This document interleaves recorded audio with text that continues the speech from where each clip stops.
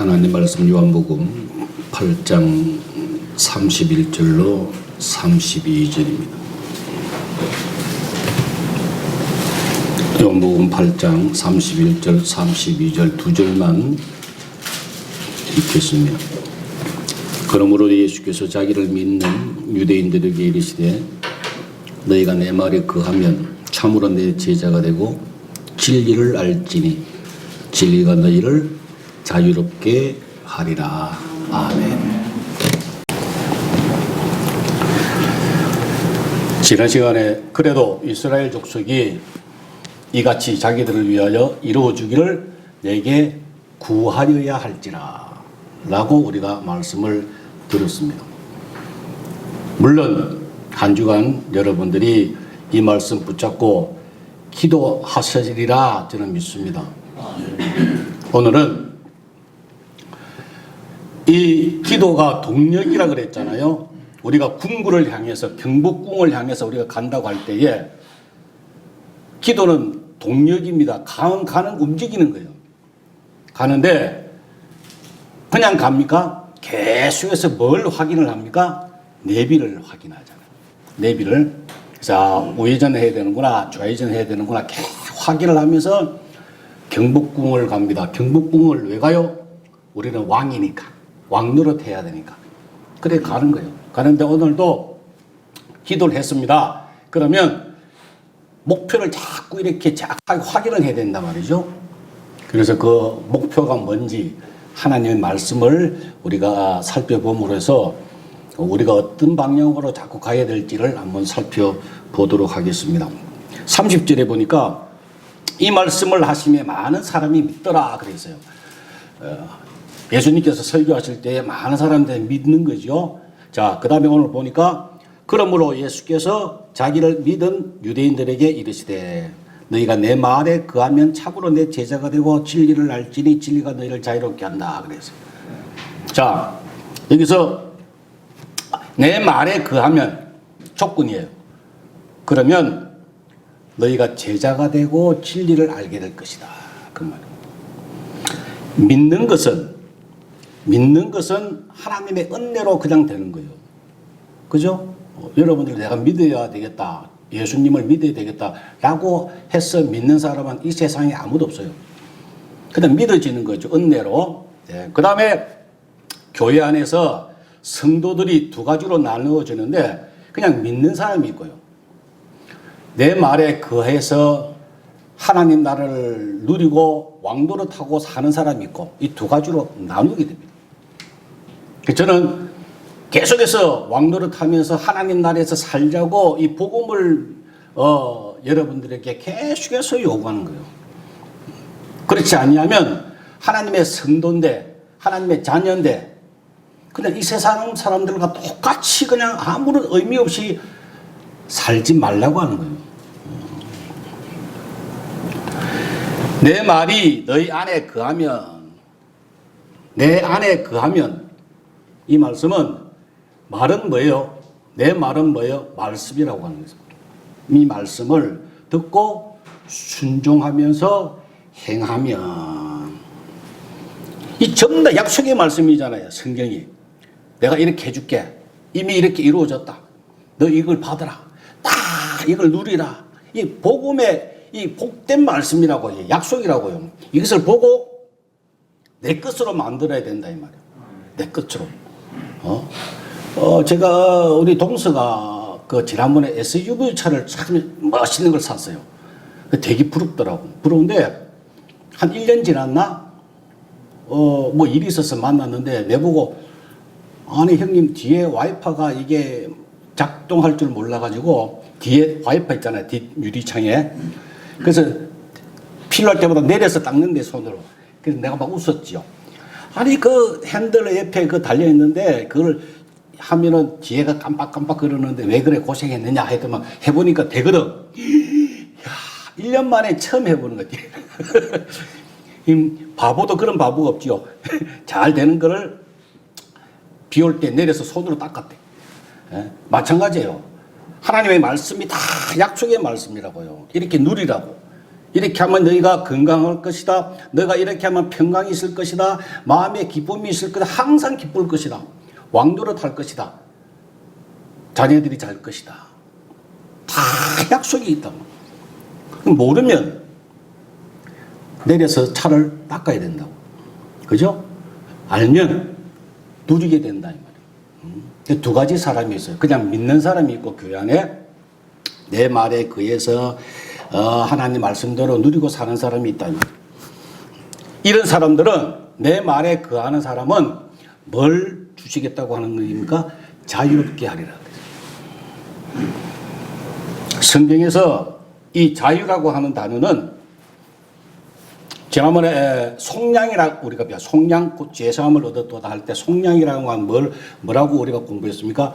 노예를 해방시켜서 자유롭게 된 것을 속량이라고 그랬어요. 그래서 노예가 그 머슴이죠. 종이죠. 이 사람이 완전히 자유인이 되는 걸 자유한다 그랬어요. 자유롭게 되었다. 이 말입니다. 이 그 노예가 평생 그 주인의 눈치를 보면서 그 비율을 맞춰가면서 자기 시간은 전혀 없잖아요. 그냥 24시간 그 주인의 명령을 기다리고 때리면 맞고 그렇게 사는 긴장하고 사는 그런 삶에서 완전히 자유함을 누린다 그 말이에요. 어떤 사람이요? 진리를 아는 사람입니다. 내 말에 거하는 사람, 하나님의 말씀을 제대로 아는 사람, 그 말씀대로 순종하는 사람은 자유롭게 된다 이 말씀입니다.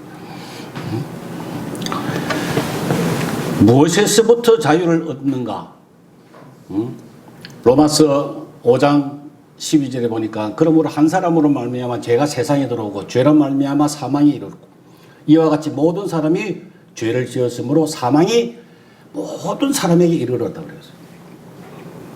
고린도전서 15장 22절에는 아담의 죄로 모든 사람이 사망에 이르렀다 그랬어요. 죄로 인해서 우리가 사망에 이르렀다는 이야기입니다. 그 후에서부터 해방이라고 하는 거예요. 육신의 생각은 사망이요, 영의 생각은 생명과 뭐라 그랬어요? 평안이라고 그랬어요. 죄가 있는 사람은 사망이라고요. 자유가 없다고요. 누구의 종입니까? 마귀의 종이라고. 마귀 시키는 대로 해야 됩니다. 마귀는 좋은 것 안 줍니다.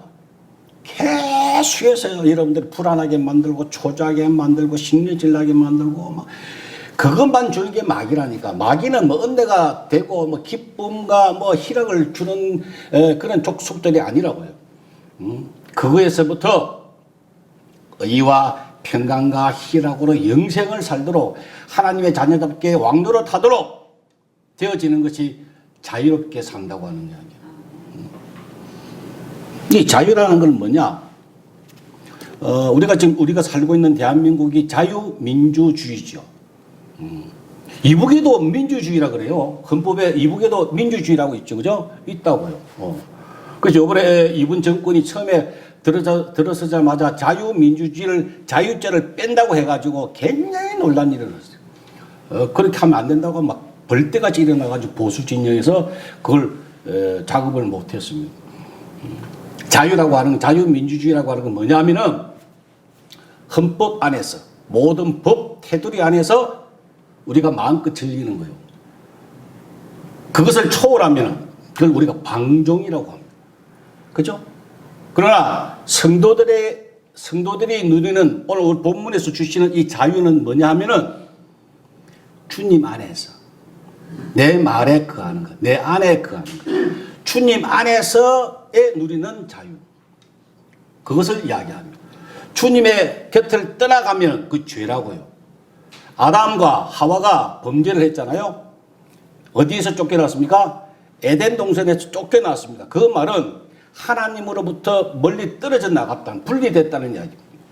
그것을 우리는 성경에서 죄라고 이야기합니다. 주님의 품에서 떨어져 나가는 것을 죄라고 합니다. 반대로 내 말에 거하면, 내 안에 거하면, 주님과 함께하면 그것은 자유를 누릴 수 있다 이 말입니다. 그 이야기는 이 죄 때문에 예수님께서 이 땅에 오신 거예요. 이 성경에서 가장 팩트입니다. 가장 핵심되는 것이 구약, 신약 모든 것 중간에 핵심이 뭐냐면 십자가라고요. 십자가. 이거 빼면 아무것도 없어요. 성경. 이미 이 죄의 문제는 주님께서 해결하셨다는 거예요. 끝내셨다. 이미 다 해결하셨다. 그렇죠. 우리하고 죄는 전혀 상관이 없어요. 그리고 앞으로도 죄하고는 여러분 전혀 상관이 없습니다. 이것을 매일매일 여러분들이 기억하고 상기하고 묵상하고 그렇게 살아야 자유를 누린다 이 말이에요. 그런데 마귀는 이걸 가지고 계속해서 아직도 여러분들 괴롭힌다. 제가 지난번 한번 말씀을 드렸나요? 마틴 루터가 종교개혁을 하면서 구원받은 죄인이라고 그렇게 이야기했습니다. 구원받은 죄인. 우리는 죄인이 아니잖아요. 구원받았으면 뭐예요? 의인이잖아요. 그 단어를 잘못 선택한 거예요, 사실은. 구원받은 죄인. 스티븐 맥베이가 또 그 뒤로 2000년도 들어와서 뭐라고 이야기하겠습니까? 죄 짓는 의인 이렇게 이야기했잖아요. 사람들이 많은 복음주의자들이 맞아. 죄 짓는 의인이 맞지. 우리가 의인이지. 라고 이야기를 했습니다. 그러나 오늘날 저는 분명히 말씀드리기를 죄 짓는 의인은 없어요. 실수하는 의인이 있을 뿐이에요. 죄하고 우리하고는 전혀 상관없습니다. 여러분. 죄라고 하는 단어는 여러분들하고 관계가 없고 여러분들 생각에서 아예 지워버리세요.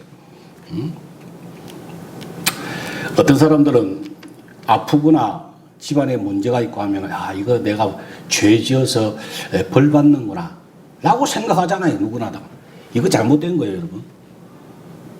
죄 때문에 벌 받는 성도는 아무도 없습니다, 여러분. 그럼 뭐 때문에 힘드는가? 뭐 때문에 힘드는가? 단련시키시기 위하여. 여러분들을 훈련시키시기 위하여. 더 나은 것으로 인도하기 위하여 어려움이 오는 거지. 결코 죄 때문에 여러분들이 당한다고 어려움 당한다고 생각하지 마세요. 내가 뭘 죄를 졌나? 내가 부족했나? 우리 자식들이 왜 잘 안 되지? 이런 마음을 갖지 마시라 이 말이에요.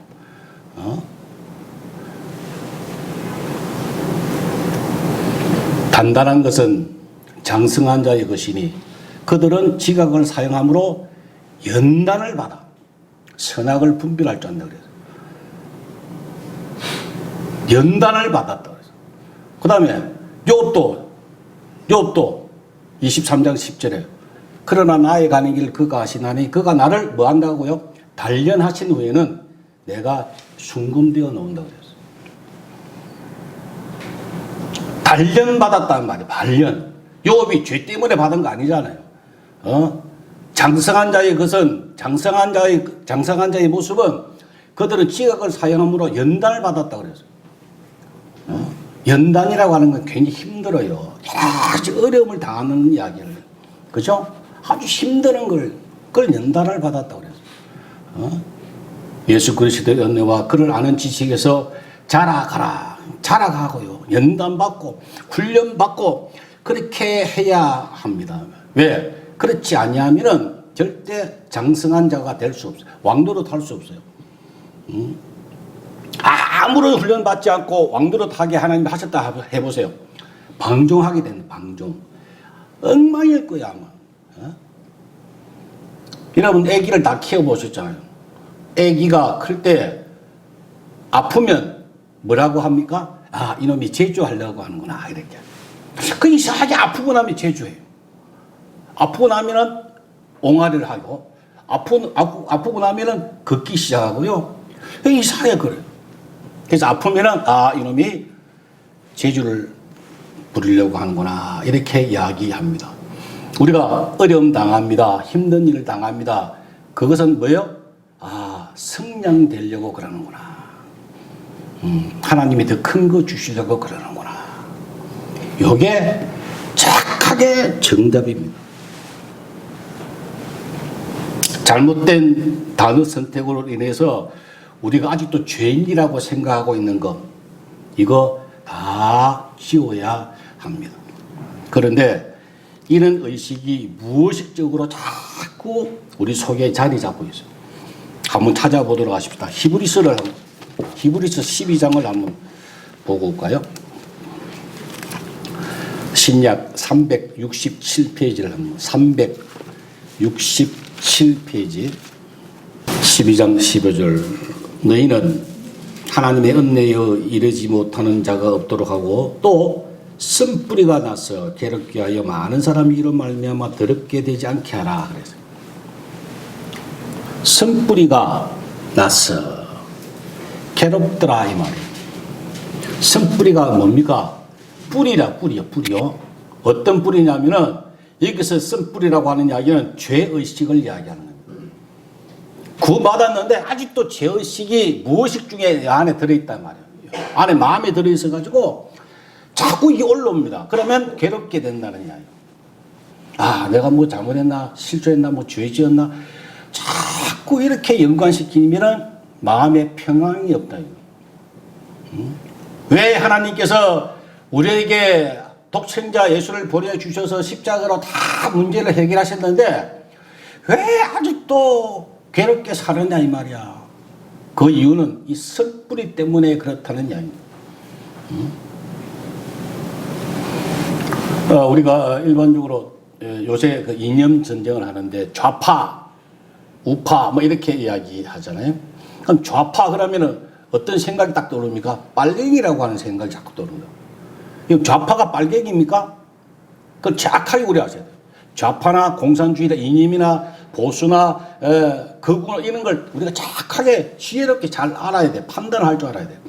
저는 이런 이야기 하고 싶지는 않습니다만은 좌파라고 하면은 진보지요. 뭐 자꾸 바꾸자는 거예요. 무조건 바꾸자는 거예요. 새롭게 해보자는 거예요.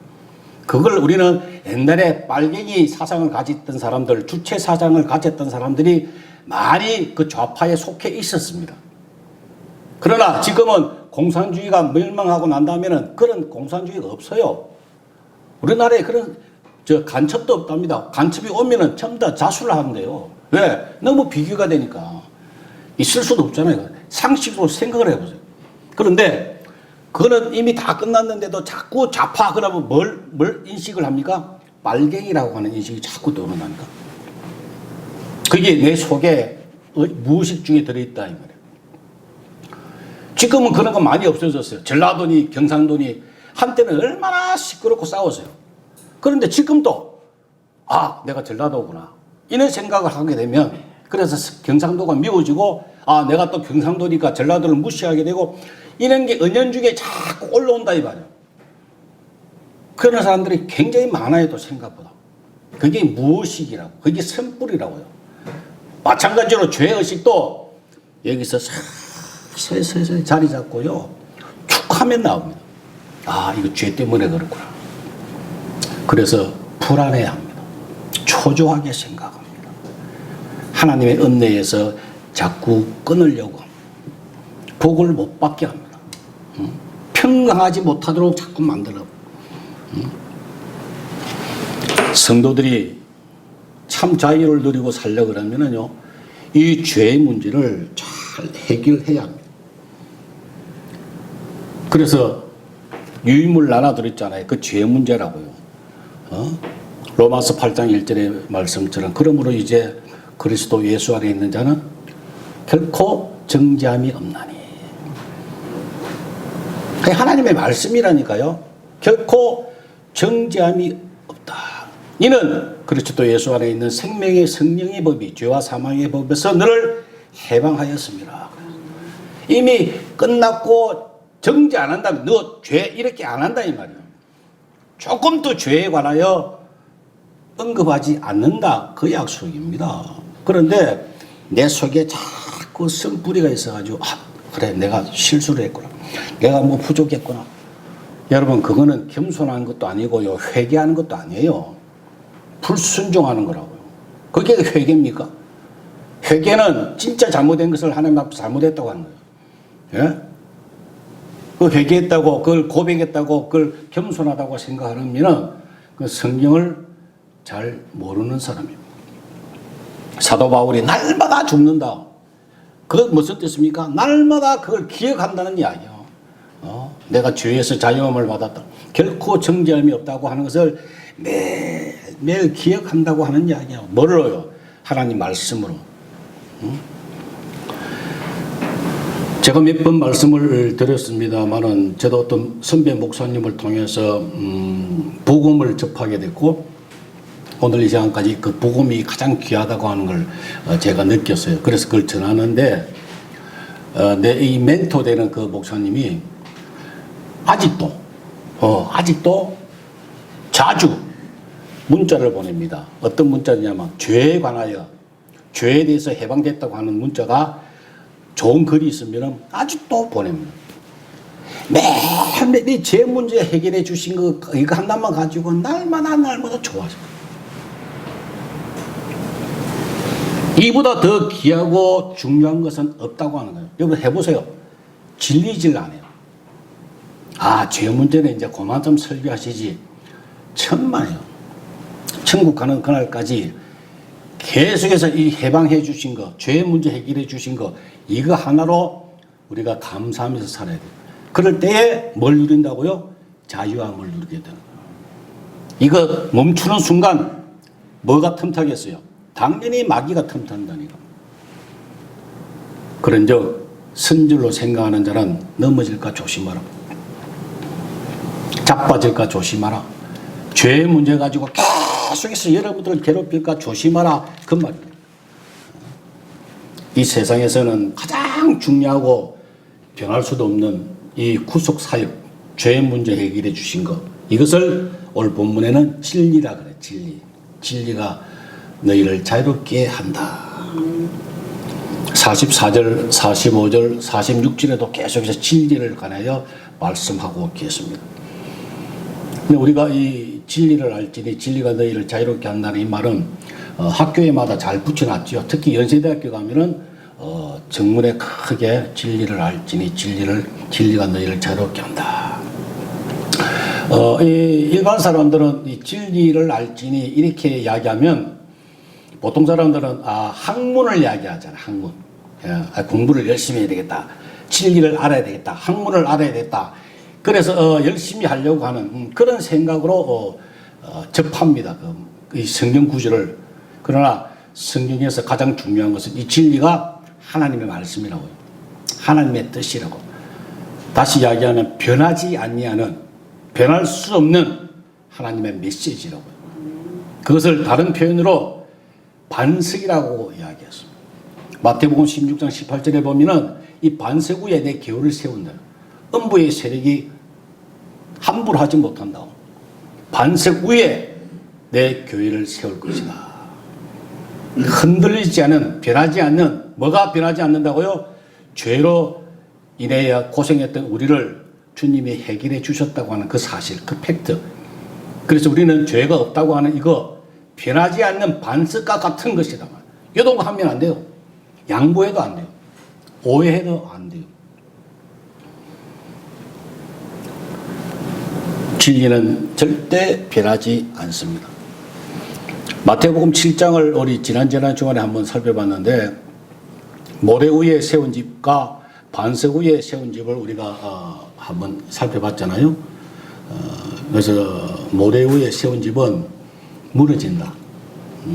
비가 오고 하면 무너진다. 반석 위에 세운 집은 무너지지 않는다. 그래서 반석 위에 세우라. 이걸 오해한다 그랬잖아요. 행하지 않는 자는 반석 위에, 행하는 사람은 행하는 사람은 반석 위에, 행하지 않는 사람은 모래 위에 세운 집이라고 오해를 합니다.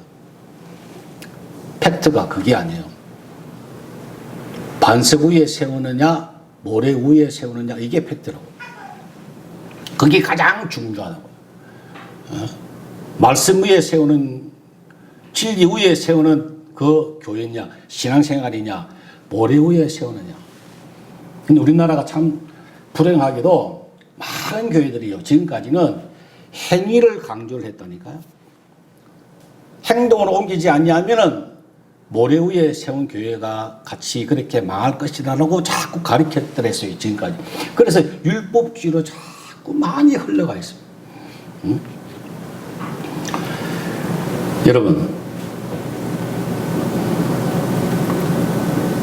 모래 위에 아무리 큰 집을 지으면 뭐예요? 어마어마하게 큰 집을 잘 지었어요. 예를 들어서 막 3,000명, 5,000명 교회가 됐다 이 말이에요. 큰 교회가 되었어요. 모래 위에 비가 오고 창수 나면 어떻게 한다고요? 없어진다는 거예요. 순식간에 없어져. 그래서 반석 위에 세운 교회가 되어라. 진리를 제대로 알고 진리를 가리키는, 하나님의 뜻을 제대로 가리키는 교회가 되라. 그러면 아무리 힘들어도, 아무리 어려움이 있더라도 흔들리지 않는다는 이야기입니다. 자꾸 행하는 걸 자꾸 강조를 하다 보니까 우리나라가 율법주의로 자꾸 흘러가요. 우리 손에도 품성, 예수님 품성을 담자, 품성 훈련을 또 많이 하는 데가 있어요. 예수님을 담자, 품성을 따라하자. 그럼 그래가 돼요? 예수님 따라서, 품성 따라서 주님 닮도록 그렇게 살면 산다고 되느냐고. 어떻게 따라할 건데요? 내가 매일 겸손해야지, 온유해야지. 된다고 됩니까? 하면 할수록요, 더 부족한 것만 느낀다는 거예요. 율법이 본래 그래요.